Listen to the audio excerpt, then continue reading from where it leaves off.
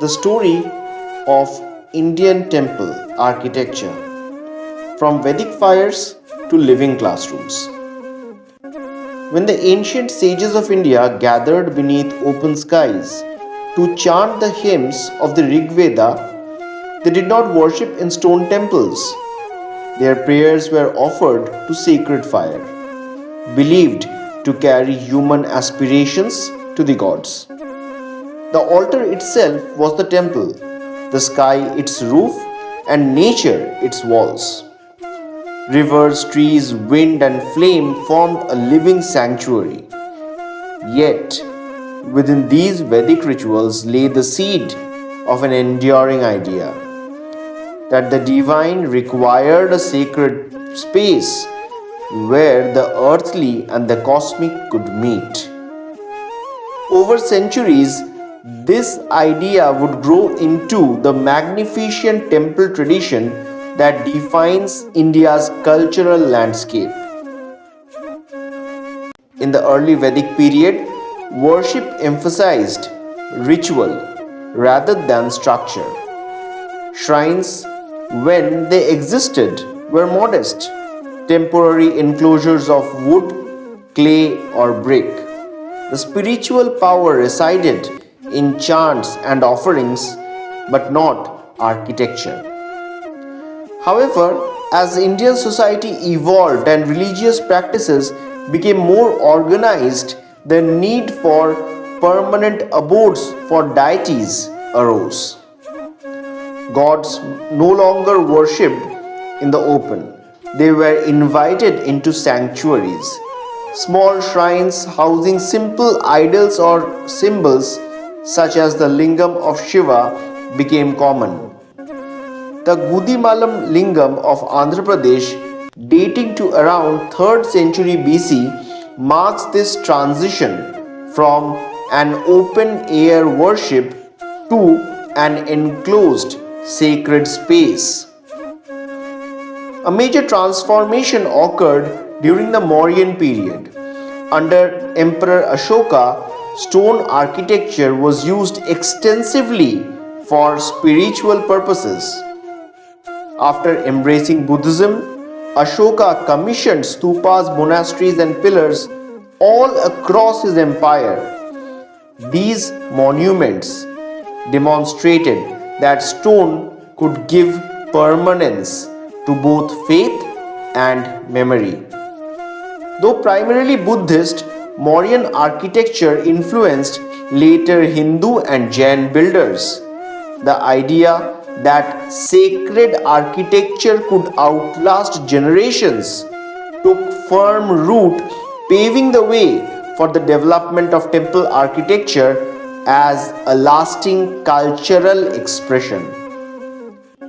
The Gupta age, 4th to 6th century CE, often called India's golden age, witnessed the true emergence of the classical Hindu temple.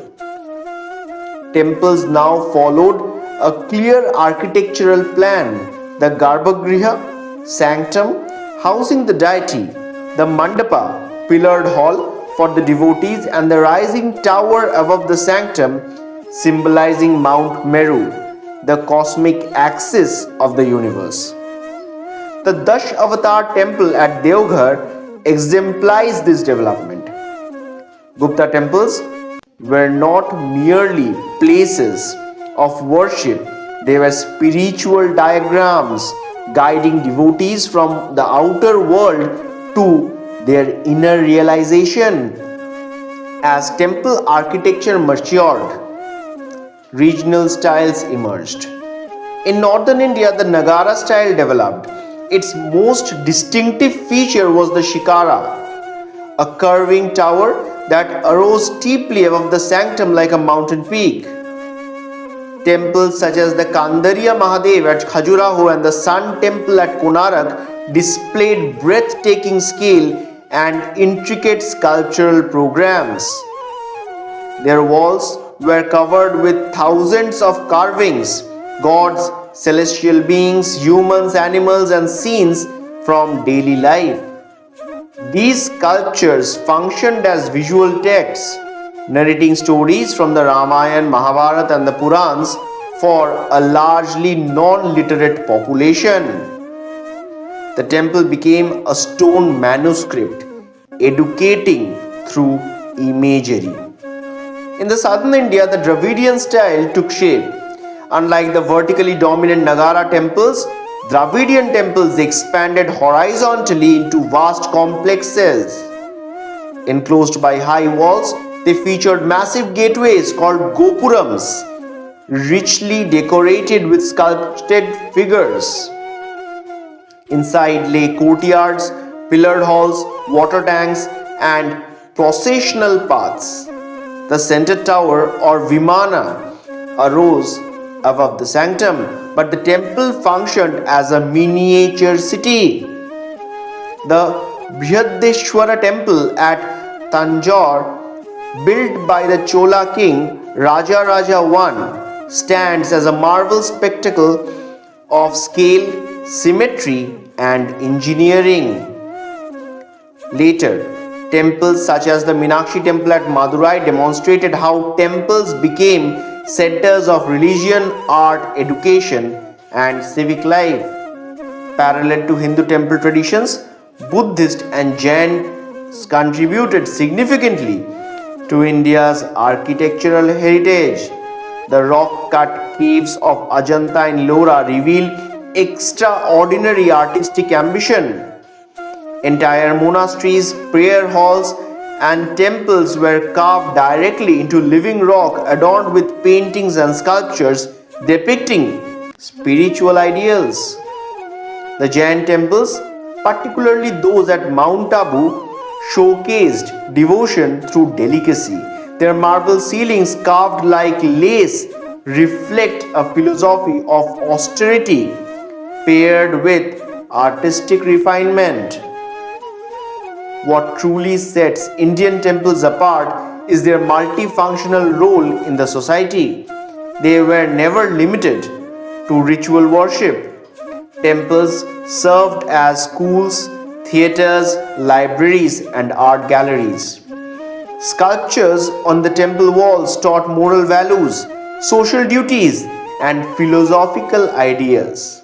At Khajuraho, carvings portray every aspect of life: love, family, work, devotion, and transcendence, suggesting a holistic vision of human existence. For ordinary people, temples became spaces of learning where history, mythology, and ethics were absorbed visually and emotionally. Temples were also centers of scientific knowledge. Architects aligned them with celestial movements, reflecting advanced understanding of astronomy. The Sun Temple at Konark, designed as a colossal stone chariot of the sun god, functions as a solar clock with its wheels measuring time. Temple construction followed precise mathematical ratios based on sacred geometry and cosmic diagrams. Music and dance flourished within temple precincts. Classical dance forms such as the Bharatanatyam Odissi, enveloped as sacred offerings, performed within the temple halls. Through ritual, art, and science, temples preserved and transmitted knowledge across generations. The colonial period brought both decline and rediscovery. Many temples suffered neglect, and the traditional systems supporting the temple arts were weakened. After independence, India reawakened to the cultural value of these temples, not as relics of history but as a living heritage. Today, temples continue to educate and inspire, whether in architectural structures like the Brihadeshwara or the modern complexes like Akshardham. Temples still remain classrooms of culture. Their carvings teach history, their layouts demonstrate geometry and astronomy, and their rituals cultivate discipline and devotion. For students, artists, historians, and scientists alike, temples offer lessons beyond your textbooks.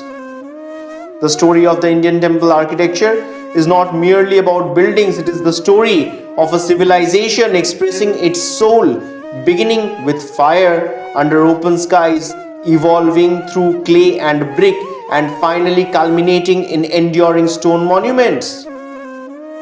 From the Vedas to the Guptas, from the Cholas to the Chandelas to the modern age, temples have remained bridges between the human and the divine. They are classrooms without walls, storytellers in stone, and timeless symbols of harmony between knowledge, faith, and art. Thank you for listening to our article. We hope it was meaningful to you. Please like, share, and subscribe to our channel for more such informative videos.